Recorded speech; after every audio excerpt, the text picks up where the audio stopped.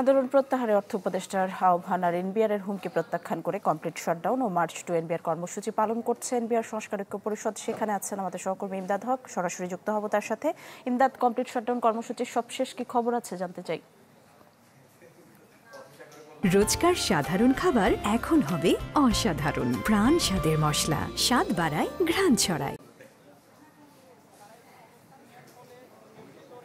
আজ শনিবার সাপ্তাহিক ছুটির দিন। এখন যে সময়ে আগারগাঁওতে আমি দাঁড়িয়ে আছি, মুষলধারে বৃষ্টি হচ্ছে। বৃষ্টি উপেক্ষা করে এনবিআর এর মাঠ পর্যায়ের কয়েকশো কর্মকর্তা এই জাতীয় রাজস্ব বোর্ডের সামনে উপস্থিত হয়েছেন। তাদের দাবি একটি মাত্র দাবি, তারা জাতীয় রাজস্ব বোর্ড এনবিআর এর চেয়ারম্যানের পদত্যাগ চান। এই আন্দোলন শুরু হয়েছে মূলত গত 22 মে থেকে, যখন জাতীয় রাজস্ব বোর্ডকে দুই ভাগে ভাগ করে অধ্যাদেশ জারি করা হলো। কর্মকর্তারা প্রথমে দাবি উঠালেন যে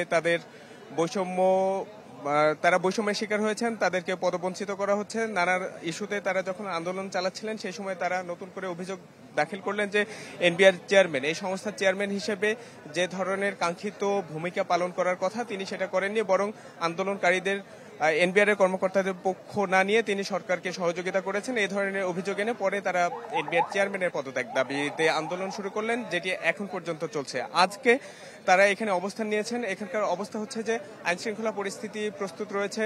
এনবিআর এর প্রধান ফটকগুলো বন্ধ করে দেওয়া হয়েছে, তারা ভেতরে কেউ প্রবেশ করতে পারেননি। যদিও আজকে সাপ্তাহিক ছুটির দিন, তা সত্ত্বেও তারা এখানে উপস্থিত হয়েছেন। আইনশৃঙ্খলা বাহিনী প্রস্তুত আছে যে কোনো অপ্রীতিকর অবস্থা মোকাবেলা করার জন্য। সেই সাথে শুধুমাত্র ঢাকা কাস্টমস হাউস বাদে সারা দেশে যে কয়টা শুল্কায়ন স্টেশন রয়েছে, আন্তর্জাতিক যে কয়েকটা স্টেশন রয়েছে যেখানে আন্তর্জাতিক বাণিজ্য, সেই সাথে যাত্রী সেবা কার্যক্রম পরিচালিত হয়, সবগুলো কার্যক্রম একই সাথে তারা কর্মসূচির আওতায় বন্ধ করে দিয়েছেন। এর ফলে সারা দেশে আমদানি রপ্তানি কার্যক্রমে বড় ধরনের একটা অচল অবস্থা তৈরি হয়েছে।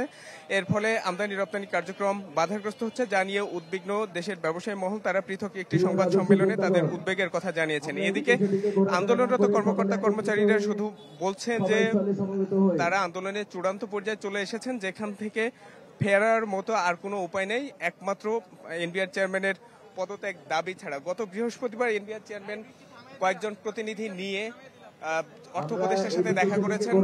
এই দেখা করা নিয়েও আন্দোলনকারীরা বলছেন যে সেখানে এনবিআর এর মনোনীত অথবা এনবিআর এর চেয়ারম্যানকে যারা সমর্থন করেন সেই রকম কর্মকর্তারা স্থান পেয়েছে। সেখানে আন্দোলনকারী কর্মচারী তারা সেখানে অংশগ্রহণের সুযোগ পাননি। এর ফলে তারা তাদের কর্মসূচি চালিয়ে যাচ্ছেন। এখন চলমান আন্দোলনের অবস্থায় অর্থ উপদেষ্টার সাথে কথা বলার কোনো সুযোগ আছে কিনা, এই বিষয়টা আন্দোলনকারীদেরকে জিজ্ঞাসা করা হয়েছিল। তারা বলেছেন তারা অর্থ উপদেষ্টার সাথে আলাপ করতে চান, তারা তাদের দাবি আদায়ে যে কোনো ধরনের শান্তিপূর্ণ কর্মসূচি পালন করতে চান। এক্ষেত্রে আলোচনার দ্বার উন্মুক্ত, তবে অর্থ উপদেষ্টাকে কার্যকর পদক্ষেপ নিতে হবে, সরকারকে দাবি পূরণের ক্ষেত্রে এগিয়ে আসতে হবে। যতক্ষণ পর্যন্ত না তাদের এই এক দফা দাবিতে পূরণের ইতিবাচক কোনো আশ্বাস না পাচ্ছেন, তারা তাদের কর্মসূচি চালিয়ে যাবেন। দুপুর 2:30টায় আনুষ্ঠানিক সংবাদ সম্মেলনে তারা তাদের পরবর্তী কর্মসূচি নিয়ে কথা বলবেন।